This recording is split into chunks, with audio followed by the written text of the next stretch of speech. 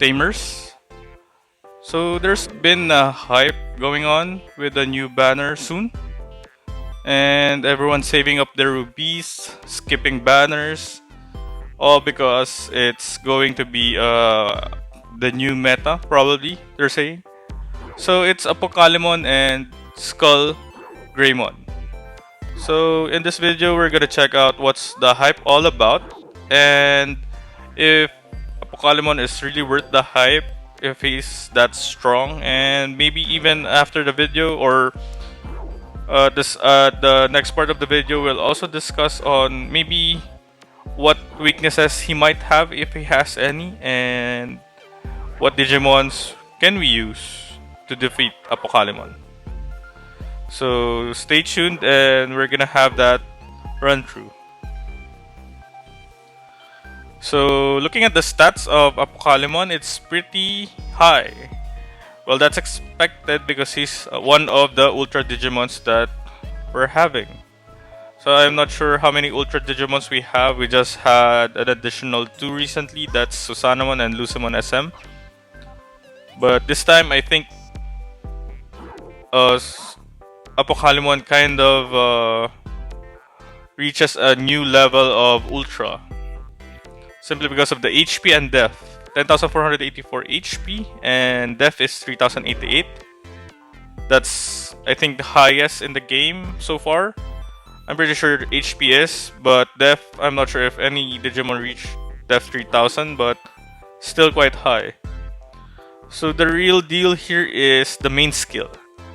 So the main skill of Apocalymon, Darkness Zone, hits 250% damage at level 1 and 360% damage at level 10 to 4 enemies. But the real thing here is that it reduces 4 enemy targets buff by 5 turns.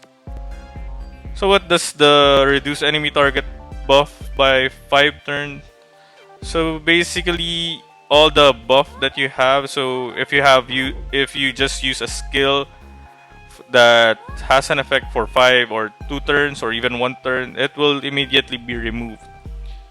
And another issue here is that some of the passive skills like Omegamon's damage limiter will definitely be removed with just 1 hit instead of 3. So the reason behind that is that Omegamon's damage limiter only lasts for 5 turns. So even without getting hit 3 times, even if you just hit it by like the first time, the damage limiter will be gone already. So that's a real problem. So a few Digimons that are affected by that is Omegamon, Omegamon Zwart, Imperial Dramon Paladin mode for his evade, and I think a few others. But those are the current meta Digimons that we have right now. So I think Apocalymon is just erasing all those strengths that those Digimon has. And in addition to that, it even has some effect of blind to 4 enemies as well. 65% chance. That's high. So it's like 2 out of 3 chance, unlike the usual 50%.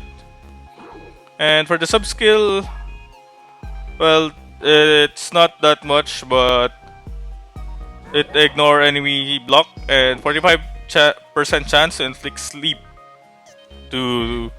on 3 enemy targets. So it's just the sub skill is more like an additional damage. So the thing to watch out for is the main skill. Next is the passive skill. So the passive skill, I think somewhere here lies the weakness of Apocalymon.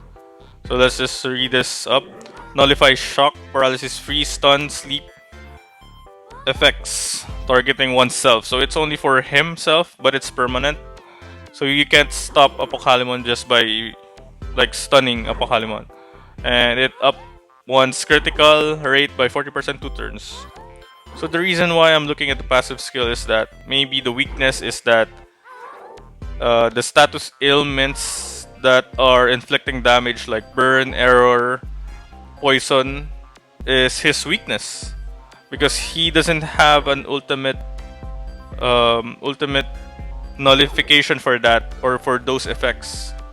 So maybe we'll look into those Digimon who can inflict burn, poison, error, and I'm not sure what other status ailments can actually inflict damage over turn. So the next Digimon that we're gonna do is, or we're gonna discuss, is SkullGreymon. So I think this is one of the first few Digimons for that you can get in a banner. That's just an ultimate stage. So what's the hype for SkullGreymon? Let's read let's start with the stats.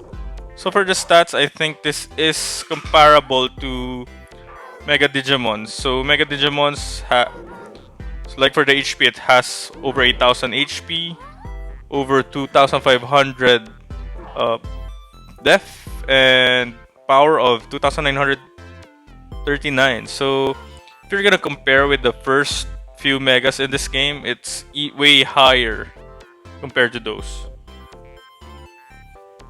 So let's jump to the main skill. So the main skill is 230% damage at level 1, 260% damage at level 10, to 3 enemies, 40% chance to inflict burn. So that's low, 40% chance, and however there's a catch. So burn does 45% power in damage modulo power damage resistance. So that's quite complicated. There's some math, and we need to actually look into the stats if we want to compute that. And another is that it up all allies power damage resistance by 40%. So I think that's almost similar to what we have with Imperial Dramon Paladin mode and Dynasmon. They up power damage resistance by some percentage to all allies. So I think the thing to watch here is the burn effect. So as you may have heard earlier, Apocalymon weakness might be burn, or at least one of the weakness.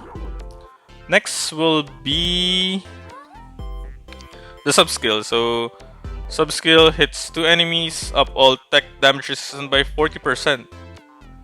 So for the both main skill and sub-skill, it's quite defensive already. Tech and power damage resistance 40% to all allies. Moving on to the passive skill, up all allies def by 40% and up all allies block rate by 40%, both permanent. So that's quite, I'd say this is an ultimate Digimon, well literally an ultimate Digimon, but the perfect Digimon to have your defense powered up by, well, basically all of it. Power damage or power tech, damage resistance, def, block rate. So I think SkullGreymon covered it all for the defensive buffs. However, the weakness of this might be Imperial Dramon Paladin mode, because the main skill of Imperial Dramon Paladin mode negates all those buffs. So that's the main skill. But yeah, we still have to check since the passive skill is permanent. So now let's move on to the next part, which is looking into the Digimons that might have burn, error, and what's the other? Poison. So let's look into the Digimons that we might have. The only issue that I'm thinking of is that when your opponent have an Apocalymon and Lucimon combination, it won't be a problem if you have those as well, because basically you can remove the effect of Lucimon's passive skill. So let's check now who can deal or inflict burn, poison, error with the best chance. So for our first candidate, it's Susanamon. It's the sub-skill of Susanamon that can inflict or has the highest chance to inflict burn in this game so far. So that's 70% chance to burn. And I've used Susanamon in Battle Park and I can see that it can deal around like 2,000 to 3,000 damage for burn.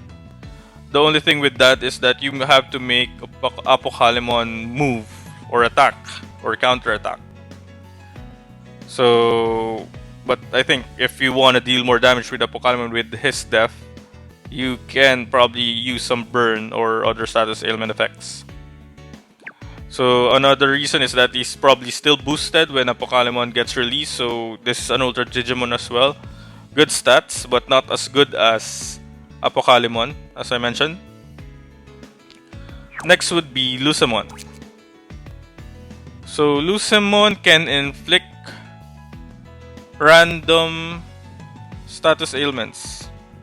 So 50% chance to inflict any one of this, so that includes burn, error, and poison. So that's what we're looking for. That may be, I'm just guessing up to now. We'll still have to try when Apocalymon is out. But this is my opinion so far. So it can inflict burn, poison, error. Next is Mastamon, one of my favorite Digimons or devoted Digimons currently. So this is 50% chance to inflict as well. It includes burn, error, and poison. And if Apocalymon will be released this week, devoted week, definitely Mastamon is a good option. As you can see with the stats, it's almost like an Ultra Digimon as well. Plus the boost for devoted. Let's look for another Omegamon Zwart. So the only chance here is that you inflict Fade to Apocalymon and he attacks twice with counter attack. Hopefully that's something that he do. I'm not sure. The AI has been improving so far since the last update, so I'm not sure. And yeah, I think that's Fade. And next, let's see who else. Imperial Dramon. Can Imperial Dramon actually defeat or do anything with Apocalymon?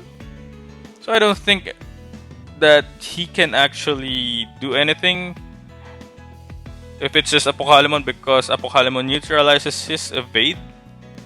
And Apocalymon is tech-based Digimon, so even the buff of power damage resistance by 30% won't even affect because it's power damage and Apocalymon is ultra or tech.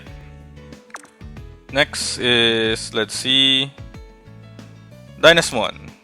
So the good news about Dynasmon is that the evade is permanent. It's not like Imperial Dramon Paladin mode, whose only evade lasts 5 turns. So if Apocalymon hits Dynasmon with the main skill that removes 5 turns from the buff, Dynasmon won't be affected and will still have another evade, or at least won't get the, well, if it's a first hit, of course. So, however, the other downside of that is that aside from that, Dynasmon won't really have an edge towards Apocalymon. Okay, let's skip and let's check the other ultras. Yeah, so I guess that's most of my ultras. Omegamon is definitely gonna be crushed by Apocalymon without a boost. And let's see this one. I'm not sure if we're having, if for example you have SkullGreymon. This is also permanent. Decrease power damage resistance by 40%. Will it be neutralized like you increase and decrease 40%, you get 0% in total? Or I don't know how that works yet. So this is one Digimon, Leopardmon. So this also might be if it's come boost weak, because the buff is evade. You can evade one attack, so it's permanent. That might be something we need to try along the game. And this is one of the other Digimons that are way too old, if that will base it on what date they were released. So this is another evade, so it's calm as well. So basically that's it. We don't have much of an idea if we can actually beat Apocalymon without an Apocalymon as well. It's outrageous that the stats is really high, and it will definitely be I mean the hype is really worth it. I mean if the banner is out, I definitely go all out for the to get the Apocalymon. SkullGreymon is a bonus for me. Useful for Underworld as well, maybe even in Battle Park. But our main goal here is Apocalymon. I believe this will be a meta for quite a while. So basically that's it for the review of this banner to come. And don't forget to like and subscribe. Bye.